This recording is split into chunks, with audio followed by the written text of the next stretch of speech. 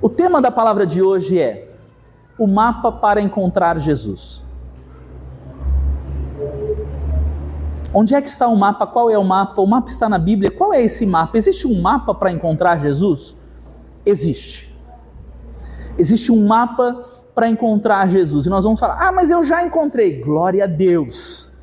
Glória a Deus. Você está aqui ou porque já encontrou Jesus, e vamos dizer assim, na real, eu entendo o paradoxo aqui, tá?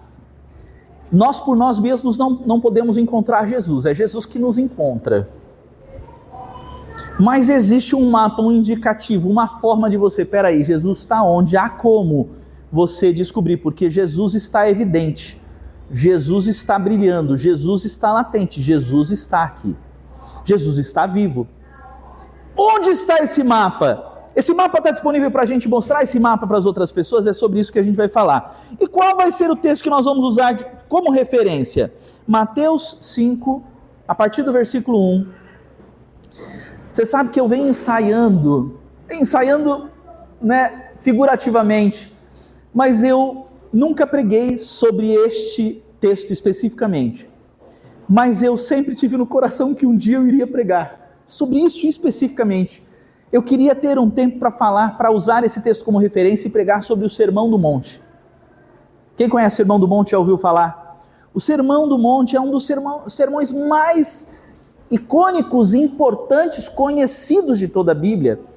Dos sermões de Jesus, eu acho que é aquele que mais conhecido, mais forte, mais...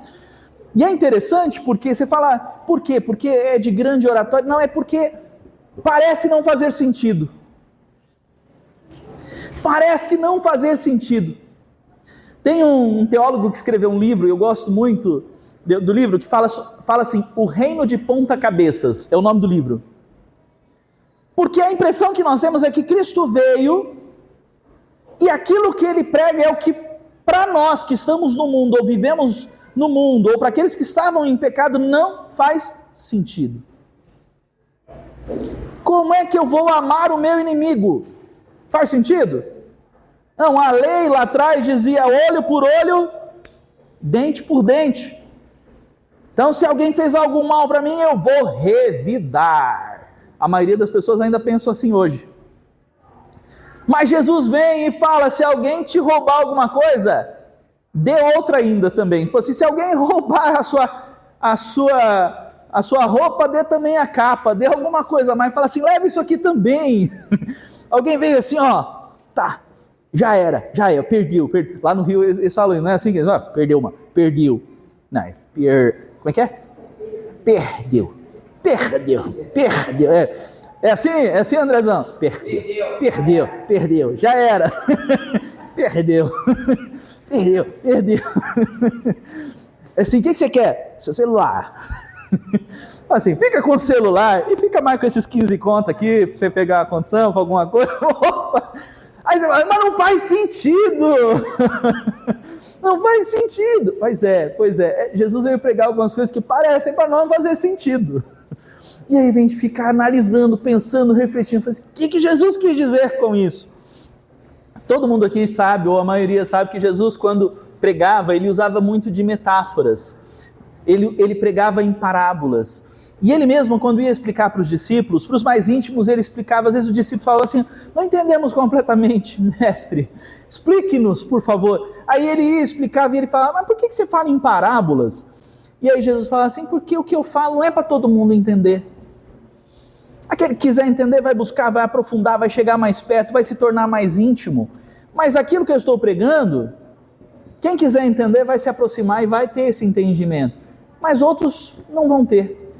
Você precisa do Espírito Santo, você precisa do apoio de alguém, você precisa de orientação de alguém, você precisa estar perto de Jesus. Quando você estiver mais íntimo de Jesus, você vai, agora aquilo que ele falou faz sentido.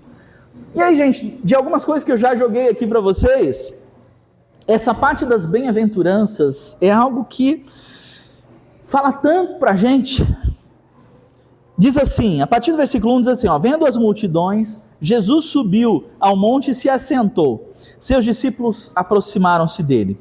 Aí versículo 2 diz, e ele começou a ensiná-los, dizendo, bem-aventurados os pobres de espírito,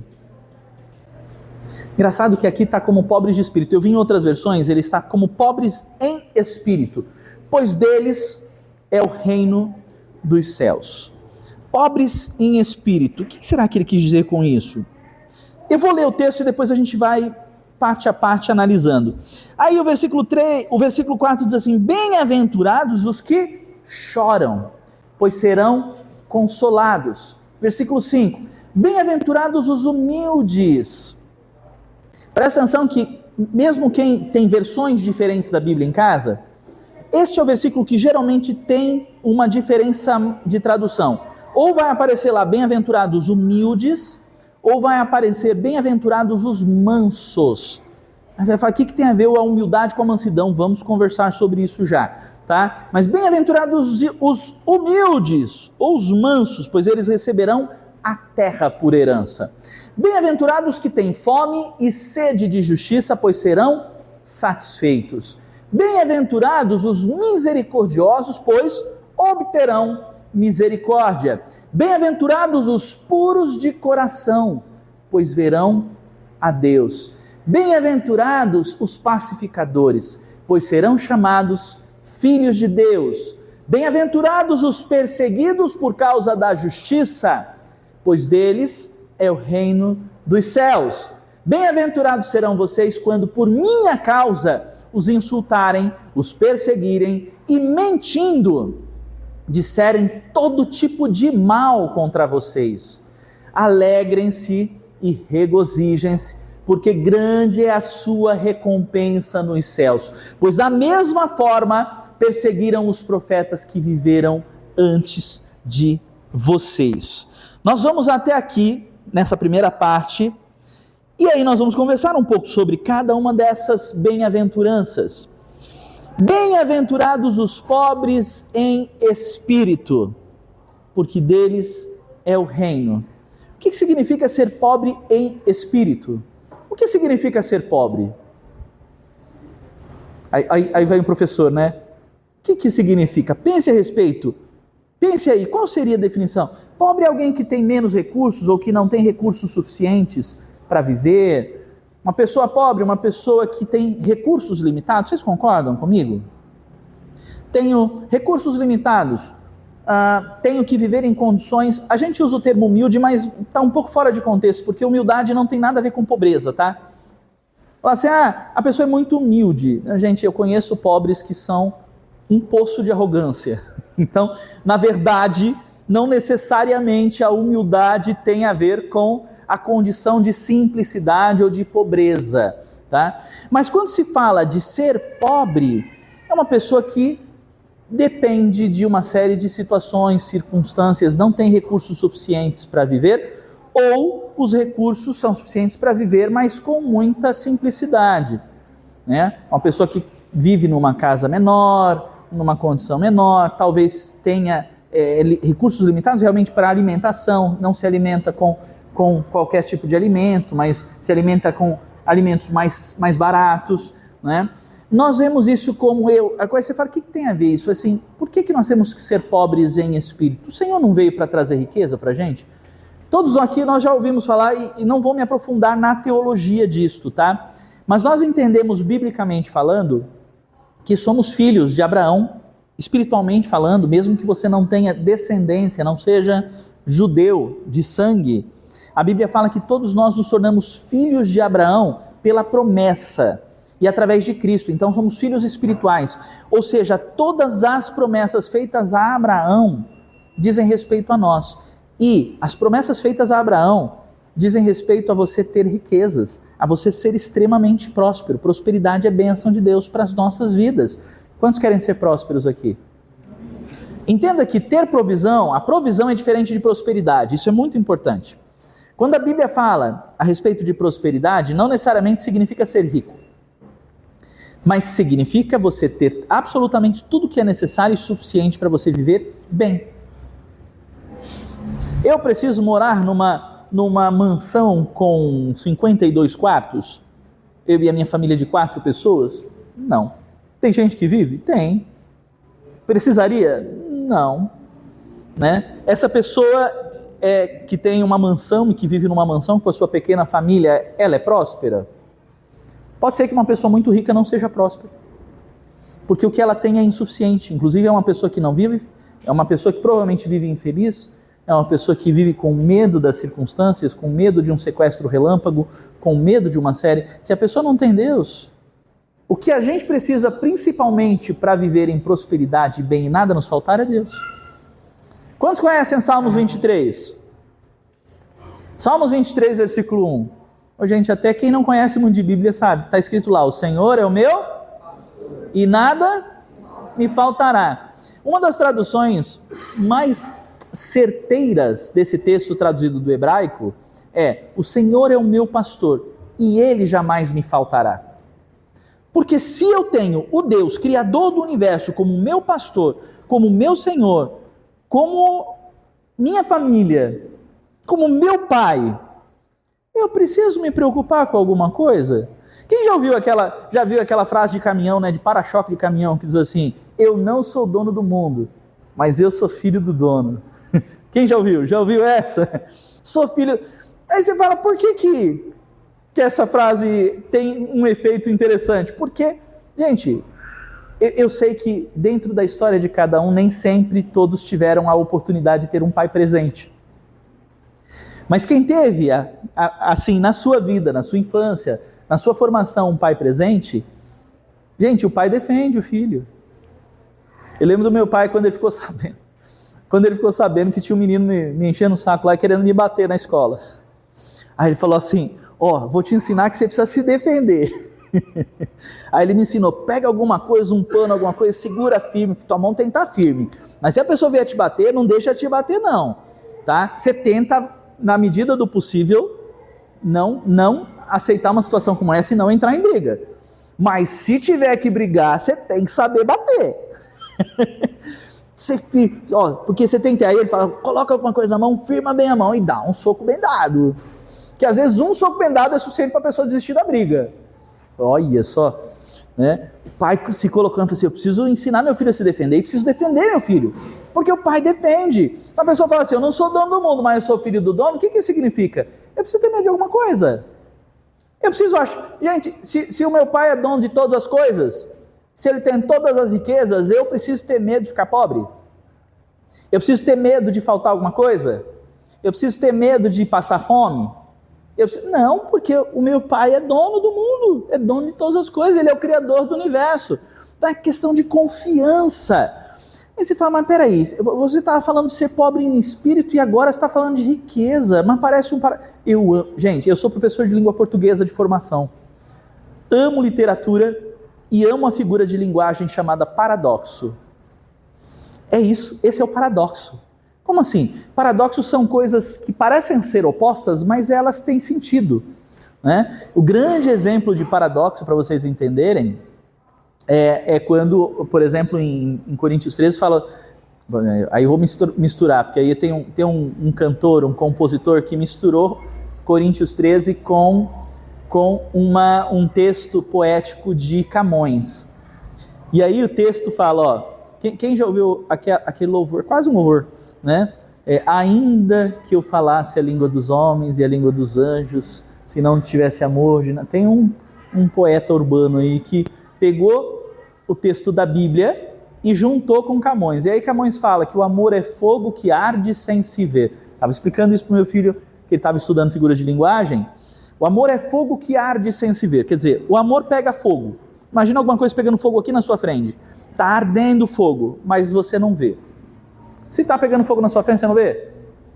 É ferida que dói e não se sente. Mas se dói, não sente? Sente. Mas dói e não sente. Como assim? É o paradoxo. Mas faz sentido quando a gente pensa no sentimento de amor? É verdade, dói, mas tudo bem, tá bom. É uma dor que não é ruim, apesar de ser ruim. Não é ruim, ela é boa, apesar de ser ruim. É o paradoxo. Aí você está falando assim: peraí, mas está falando o quê? Que a gente tem que ser pobre em espírito? Gente, o que Deus tem pra gente é riqueza e abastança. Mas o ser pobre em espírito significa que eu sei que eu não sou o dono do mundo, mas eu sou filho do dono. Ou seja, eu não me encho de arrogância dizendo: eu sou o cara. Você já viu essa fala de algumas pessoas extremamente arrogantes. Eu me lembro de um cara que alguém parou, acho que na época da vacina aí, que tinha que estar de máscara, e alguém parou e pediu para colocar máscara, e a pessoa falou assim: você sabe com quem você está falando? Você não sabe que eu sou um, sei lá quem, um juiz? E daí? Eu posso não ser, de certa maneira, você entende que se eu sou filho do dono, eu também sou dono? Mas eu não me encho dessa arrogância. O ser pobre em espírito indica assim: tudo eu dependo do meu pai, tudo eu dependo dele. Na semana passada a gente falou sobre Deus, na semana passada e retrasada, sobre Deus nos colocar em posição de autoridade, mas ainda ali a gente não se encher de arrogância e orgulho e reconhecer que nós, mesmo com a autoridade do mundo, mesmo eu sendo um policial, um juiz, um grande advogado, alguém que tenha uma autoridade, ainda que eu me torne um dia, quem sabe, um presidente, o presidente da república, o presidente de uma grande organização, ainda assim quem me colocou ali foi Deus e eu sou totalmente dependente de Deus. Ser pobre em espírito é não ser arrogante, é reconhecer em absolutamente todas as situações que você depende 100% de Deus. Pobres em espírito, e a Bíblia fala que destes é o reino dos céus. Gente, tem gente que está querendo ter esse reino aqui. Gente, esse reino aqui também é bênção. Nós temos falado muito sobre uma palavra do Antigo Testamento que Deus deu para a gente aqui, na inauguração, que é uma palavra que foi dita a Moisés, depois foi repetida para Josué, e eu repito aqui para nós: o lugar onde a planta do nosso pé pisar, este lugar nos será dado como herança espiritual. A terra também vai ser herança espiritual dos filhos da igreja de Cristo. Nós estamos tomando espaço, estamos resgatando vidas do império das trevas e trazendo para a luz de Cristo. É nosso papel como igreja abençoar, cuidar de vidas, tá?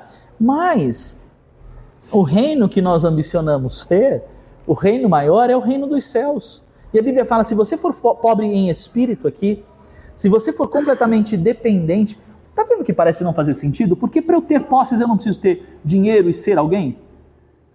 Mas aqui a Bíblia está dizendo: não, você tem que ser alguém que depende completamente de outras pessoas, como se fosse pobre, para você ter um reino. Aí o pessoal fica doido. Mas como é que se eu não tiver, se eu for pobre eu vou ter um reino? Aí Jesus vem e fala: se você for pobre em espírito, você vai ter um reino inteirinho para você. O reino dos céus. Tá vendo que é doideira? A gente fala assim: meu Deus, o que Jesus fala de ponta cabeça, né? Parece não fazer sentido para nós. Bem-aventurados que choram. E eu não sei, meu pai não, tá? Meu pai é um chorão. Meu pai é o oposto do meu avô, mas meu avô, que era militarzão, pai do meu pai, ele era aquele militarzão, assim: macho não chora, homem não chora. E aí a gente vem aqui Jesus falando assim: olha, bem-aventurados aqueles que choram. Chorar faz parte. Quem chora é corajoso. Quem chora... Nós cantamos um louvor hoje que fala isso, que eu não tenho vergonha de mostrar minhas fraquezas. Isso vai num contrafluxo. Porque a maior parte das pessoas aprendeu ao longo da vida que para ser forte você precisa demonstrar ser forte e nunca mostrar para ninguém as suas fraquezas. E aí Jesus está falando: chora mesmo, porque vocês serão consolados. Bem-aventurados são vocês que choram. Tem algum problema chorar? Nenhum. Pelo contrário, demonstre seus sentimentos, se derrame na presença do Senhor e chora.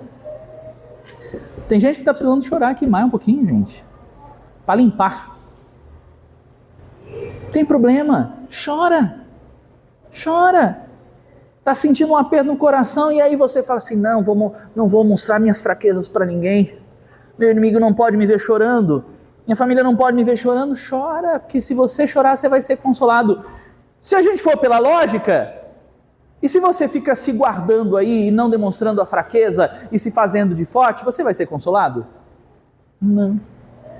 Quer ser consolado por Jesus? Chora na presença dele, mostra para ele suas fraquezas. Bem-aventurados os humildes. E aí eu fui lá procurar no grego, né? Peraí, eu vi numa tradução manso, na outra humilde, aí apareceu uma terceira palavra, gentil.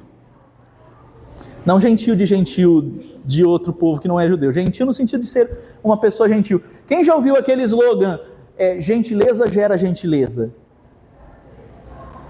Gente, assim é o cristão, assim deve ser o cristão. É assim que Jesus pregou isso, e Jesus estava dizendo, eu quero que vocês sejam assim. Bem-aventurados serão vocês se vocês forem dessa forma.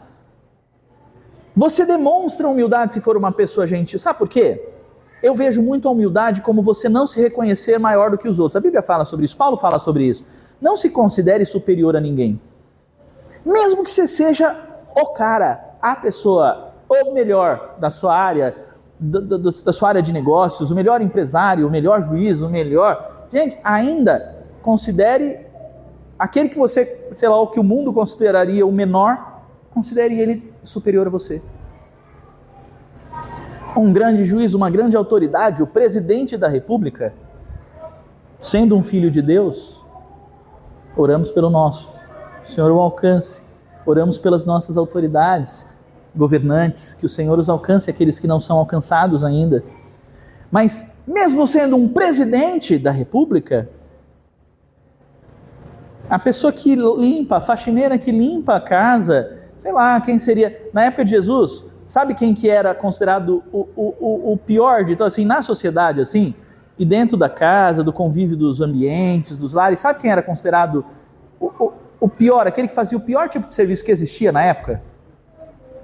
Aquele servo que era escolhido para limpar os pés das visitas quando elas chegavam em casa.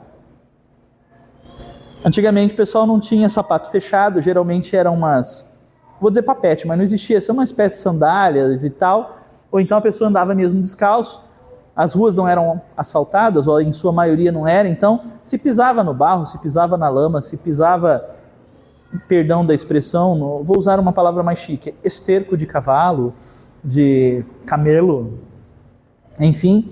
E aí essa pessoa quando chegava, eu vou jantar na casa de um amigo, essa pessoa na sua recepção, era uma forma de receber bem essa pessoa, o servo mais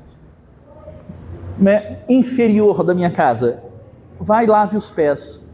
Vocês estão entendendo onde eu quero chegar? Quem que fez esse papel, deu esse exemplo de falar assim, olha, eu sou o maior, eu sou o próprio Cristo. Mas, inclusive antes, nesse momento aqui, dessa semana aqui que a gente comemora, nós tivemos o momento da Santa Ceia. A Santa Ceia de Jesus, quando Jesus estabeleceu isso aqui, que nós vamos fazer daqui a pouco, antes de ele ir para a cruz, ele chamou os seus discípulos, teve uma refeição de peça, teve um jantar com eles, e antes disso ele lavou os pés de cada um dos seus discípulos. Uau! Mas Jesus se fez como aquele que é considerado o inferior do inferior? Sim, porque é assim que nós devemos agir, de forma humilde. O que isso significa? Aquela pessoa, gente, às vezes as pessoas extratam, o lixeiro, a empregada doméstica são categorias inferiores sociais ou profissões inferiores. Quem disse? Vocês estão entendendo? Aí Jesus vem e fala assim, gente, aquele que serve na verdade é o mais importante, o que serve mais é o mais importante. Ou seja, quem que serviu mais do que todo mundo? Jesus Cristo, o que ele fez, e ele se entregou pelo mundo, pela humanidade. Ele foi o maior exemplo de servo, ninguém nunca vai conseguir servir como ele, e ele é o rei de todo o universo. Então aí ele vai lá no Sermão do Monte e fala assim, você, seja humilde, e se você tem essa atitude de sempre considerar o outro superior, é verdade ou não é? Que, a não ser que você esteja totalmente estressado e já tenha desistido e tudo, mas assim, por mais que você odeie o seu chefe ou alguém que te trata mal, se é alguém superior e você sabe que você depende daquele emprego, daquele trabalho, por mais que a pessoa dê uma resposta atravessada para você, você não vai baixar a cabeça e falar provavelmente sim senhor, porque eu preciso desse emprego? Sim ou não? Pois é.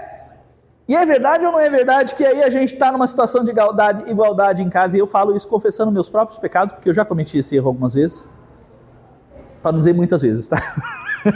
Para não dizer muitas vezes, para não assustar vocês. Aí a gente tem uma atitude de gritar, de espernear, de xingar, de ser grosseiro dentro da nossa casa com a nossa família. com os nossos filhos, com o nosso cônjuge? Se eu considero a minha esposa e os meus filhos superiores a mim mesmo, eu vou ter essa atitude com eles?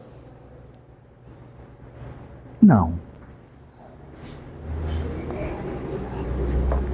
Você vai ter uma atitude provavelmente de gentileza, de ser manso. E aí olha o que a Bíblia fala: se você tiver essa atitude de gentileza, de mansidão, de humildade, de considerar o outro superior a você, você vai receber a terra como herança. Peraí, a gente já tinha aí a promessa de que se eu for pobre em espírito, eu vou ter o reino. Eu vou ter o reino dos céus. Mas aí a Bíblia está dizendo o seguinte: se você considerar todos os outros superiores a você, você vai ter a terra como herança. Ah, mas não tem que gritar, espernear, bater, pisar em cima, puxar o tapete de alguém? Não é assim que a gente vai conquistar a terra como herança. É sendo manso, é sendo humilde. E aqui, aí vem, os que têm fome e sede de justiça. Nós temos fome e sede de ver as coisas corretas, certas, honestas acontecendo. A Bíblia fala: você vai ser satisfeito, porque Deus é justo, e a justiça de Deus vai ser aplicada através de você. E a Bíblia fala: e os misericordiosos? Você é misericordioso? Tem tido atitude de misericórdia? Se você for misericordioso, você vai obter misericórdia para você e para os outros. Eu sempre quando leio essa parte, eu me lembro daquela outra parábola que Jesus mesmo contou a respeito de um senhor que era muito rico e tinha muitos servos que estavam devendo valores para eles. E ele começou a trazer essa pessoa para uma reunião com ele, para poder fazer acerto financeiro.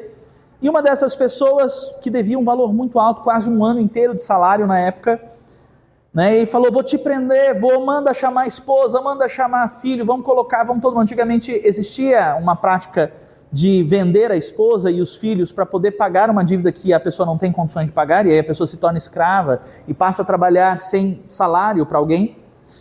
E aí esse senhor começou a fazer isso e diz que esse servo que devia quase um ano de salário, ele começa: por favor, pelo amor de Deus, tem misericórdia de mim, me dá tempo que eu vou pagar e tal. E esse senhor, este dono de negócios, este homem muito próspero e rico, fala assim: olha, ele se compadeceu ali, falou assim: não, quer saber? Vou te perdoar.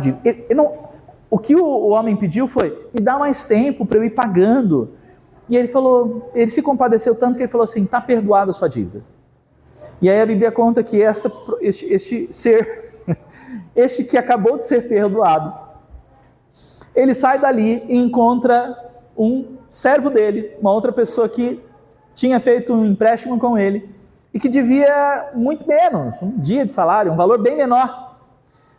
E aí esse homem cobra, me paga, ele mesmo, esse servo dele fala assim: não, por favor, tenha misericórdia de mim, me dá mais tempo para eu pagar. Só que este que acabou de ser perdoado não perdoou. Pelo contrário, manda colocar o rapaz na prisão. E a Bíblia fala: não é assim que tem que ser. Aí Jesus fala: não é assim que vocês têm que ser. Eu tenho misericórdia de vocês, eu agi com misericórdia. Gente, quantos aqui assistiram A Paixão de Cristo? Nós temos vários filmes e histórias e séries que retratam a vida de Cristo. Mas A Paixão de Cristo, direção do Mel Gibson, é um dos mais fortes, porque mostra sem pudor, com muita violência, provavelmente como foi.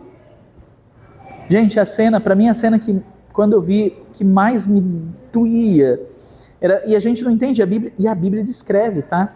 Que quando Jesus foi chicoteado, antes de ir para a cruz, e ele foi açoitado, o chicote que batia em Jesus era um chicote que tinha na ponta pedacinho de ferro, osso, etc., porque era um chicote que era para que ele grudasse na pele e quando puxasse, arrancasse a pele junto, para realmente ferir, machucar, fazer um buraco no corpo da pessoa que estava sendo açoitada. E a gente vê uma cena que foi filmada com Jesus com a pele arrancando. E Jesus estava ali pagando um preço pelo pecado que a humanidade cometeu, A humanidade abandonou Deus, a humanidade se embrenhou em pecado, a humanidade, criação de Deus, abandonou Deus e se entregou a todo tipo de malignidade, de maldade, de imoralidade. E Jesus foi lá e assim, eu quero que todos tenham oportunidade de voltar para mim. Mas para isso alguém tinha que pagar o preço. E ele foi lá e pagou esse preço, ele sofreu por mim e por você. Ele teve misericórdia de mim e de você. Nós tínhamos uma dívida que nós não poderíamos pagar. E ele perdoou uma parte dessa dívida, deu mais tempo a gente pagar? Não, ele sabia que a gente não teria jamais condições de pagar essa dívida. Então ele foi lá e falou assim, eu perdoo vocês, eu pago a dívida por vocês. Eu venho em carne, só um homem poderia pagar uma dívida cometida pelo próprio homem. E como Deus, isso vai ter validade eterna. Então, não precisa mais sacrifício de animal, de cordeiro, você não precisa se sacrificar. Eu já me sacrifiquei por vocês e a dívida está paga. Ele teve misericórdia. E quantas vezes nós, que recebemos tamanha misericórdia, não agimos com misericórdia com os demais? O que Jesus estava falando? Vocês serão perdoados de uma dívida impagável. Fomos perdoados. Ele pagou a dívida. E a nossa atitude muitas vezes é de ser alguém que não perdoa aqueles que... Não estou falando só de dívida financeira, tá? Tudo quanto é dívida, dívida de emocional, dívida de relacionamento, dívida de amizade, sei lá. Coisas que você espera das pessoas. E aí você quer punir as pessoas pelo que elas não fizeram ou deixaram de fazer por vocês. Quem aqui ainda, de repente, muitos de vocês que não perdoaram pai, mãe, irmão, tio, pessoas que te feriram, próximas. E você ainda está querendo ver a desgraça dessas pessoas. Espera aí, você foi perdoado de uma dívida impagável. Por que eu vou agora condenar aqueles que fizeram mal para mim? Não condene. Não condene. Ah, eu amo essa. Os puros de coração. Bem-aventurados os puros de coração. Eles verão a Deus. Eu não sei você, mas eu quero ver Jesus. Eu quero ver. Eu não vejo a hora. Não quer dizer que eu queira que eu esteja aqui abdicando da minha vida terrena. Não, que Deus cumpra o propósito que Ele tem para nós aqui. Mas a Bíblia fala que Jesus, Ele foi aos céus, preparar um lugar para nós e Ele vai voltar para nos buscar. Para que nós vivamos uma vida em eternidade com Ele. Mas o que eu quero dizer é o seguinte, eu não vejo a hora disso chegar. Você sabe que a igreja de Cristo, os cristãos, eles foram se conformando tanto com o mundo, que tem crente que quando se fala da volta de Cristo, Jesus vai voltar para que a gente possa viver junto. Fala assim, tomara que demore um pouco que eu quero viver mais aqui na terra. Vocês não estão entendendo.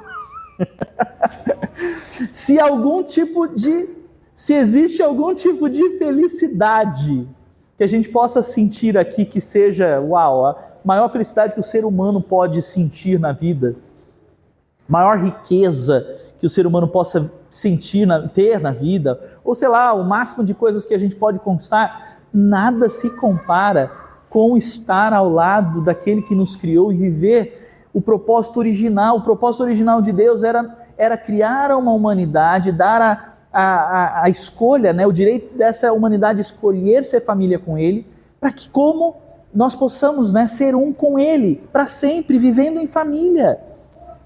Nós sermos um com o próprio Deus, com aquele que não foi criado um dia, que um dia passou a existir, mas aquele que sempre existiu, que é a cerne de todas as coisas, e viver ao lado de Deus, viver com Ele para sempre. Não existe nada que seja tão satisfatório para o ser humano que não seja superado 1,5 milhão de vezes. Gente, é a eternidade com Deus. Eu quero estar com Ele.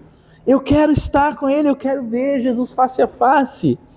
A Bíblia fala que Jesus pregou sobre isso, olha, os puros de coração, os puros de sentimentos, puros de pensamentos, puros de alma, esses vão ver Deus. Os pacificadores serão chamados filhos de Deus. Quem aqui está fazendo, nós temos alguns que estão fazendo aqui o carisma teológico. No carisma teológico tem uma matéria que fala a respeito da paternidade de Deus. E a Bíblia fala, no grego, tem duas palavrinhas que são usadas para falar a respeito de filho. Uma que chama teknos, Esse termo tecnos fala de filhos imaturos, filhos bebês, filhos que precisam de leitinho ainda, filhos que são ainda infantis, infantilizados, são crianças ainda, né?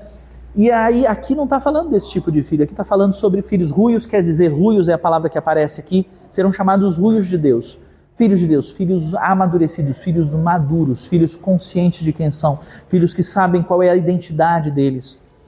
Os puros verão a Deus, mas os pacificadores, aqueles que promovem a paz e sobrepassa todo o entendimento, esses serão chamados de filhos maduros, amadurecidos por Deus. Bem-aventurados os perseguidos pela justiça, deles é o reino. Segunda vez que ele fala que o reino é aqui, ó, deles, os perseguidos. Os que sofreram insulto, perseguição, calúnia por causa de Jesus, a Bíblia fala, há uma grande recompensa nos céus. Há uma recompensa para todos nós, que formos dessa forma. Aí você deve estar pensando assim, Fernando, qual era o título da pregação aqui? Qual era o tema que eu falei da pregação? O mapa para encontrar Jesus. Acabei de dar um mapa para vocês. Qual é o mapa?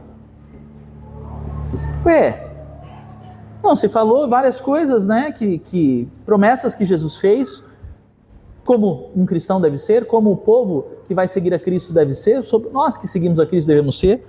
Entendi. Nós temos que ser pobres em espírito, né? Temos que ser mansos, devemos reconhecer nossas fraquezas, chorar, isso não é fraqueza, fome e sede de justiça, buscar a justiça, ser misericordioso, ser puro de coração, ser pacificador. Ao ser perseguidos pela justiça, né? Lidar com isso. E se sofrer insulto, perseguição, calúnia, olha o que a Bíblia diz no versículo 13 e 14. Ou melhor, ainda aqui, no versículo 12, volta aqui, Mateus 5, 10, aqui, ó, os perseguidos por causa da justiça, pois deles é o reino dos céus. O 11. O seguinte: bem-aventurados serão vocês quando por minha causa insultarem, perseguirem e mentindo disserem todo tipo de mal contra vocês. Mais uma. Essa parte é muito doida. Parece não fazer sentido novamente aqui, ó. Alegre, se vocês forem perseguidos, forem insultados, forem perseguidos e caluniados. Alguém aqui já falou mal de você? Já falaram mal de você? Às vezes até falaram mal de você e até tinham razão, pode ser. Mas já falaram mal de você e falaram coisas que você não estava fazendo ou te caluniaram. Caluniar alguém virou e falou assim, aquele Flávio lá, chefe de cozinha nada. Olha que calúnia. Quem já comeu alguma coisa que o Flávio fez aqui, que o Flávio e a Andréia fazem, gente, a pizza dele, o churrasco dele, a comida que eles fazem, a pasta de queijo gorgonzola, aquele creme de creme gorgonzola, tá perto do almoço, né? Vou terminar, você já vai almoçar, o almoço de Páscoa.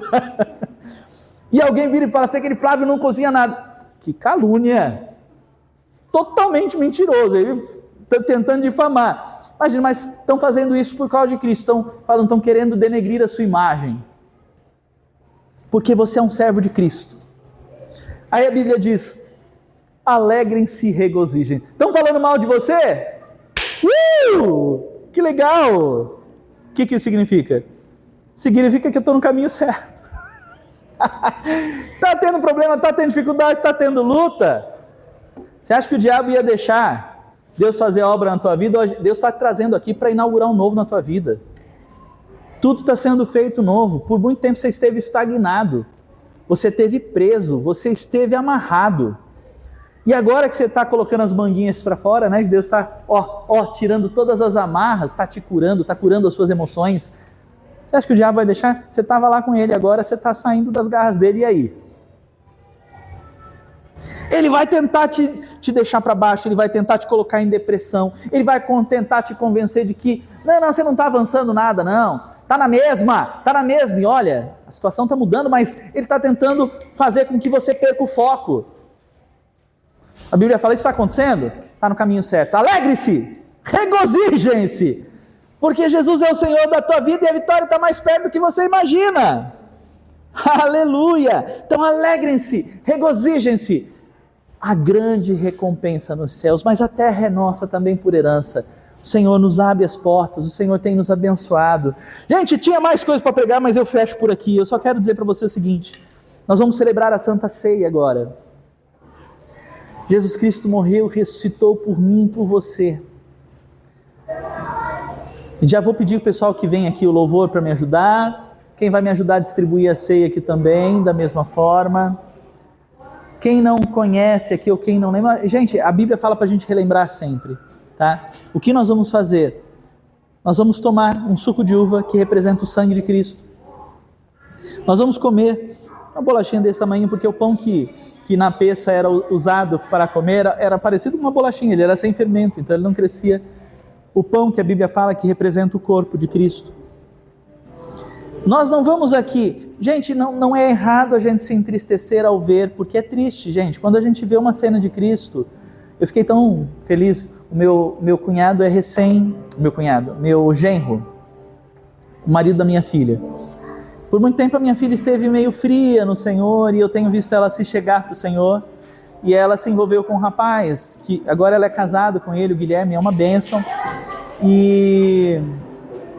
As crianças vindo, vem participar desse momento. Filho, pais, tragam os filhos para perto de você para a gente celebrar esse momento juntos, tá? E aí a Júlia me falou que essa semana eles foram assistir um alto de Páscoa lá em São José, e que o marido dela, que ela nunca tinha visto chorar, chorou no alto de Páscoa. E aí eles foram lá em casa, a gente tem o Star lá, que tem o filme A Paixão de Cristo no streaming. Aí eu fui para São Paulo, mas ela estava em casa, né? Aí ela falou, aproveita e assiste com o Guilherme. Diz que nunca viu ele chorar tanto na vida. É dolorido ver Jesus sofrendo ali na cruz. Mas, gente, a alegria é muito maior quando a gente sabe quando a gente entende o significado disso e entende que Jesus passou tudo isso para que nós fôssemos completamente perdoados e para que nós pudéssemos ter vida para sempre, a vida eterna.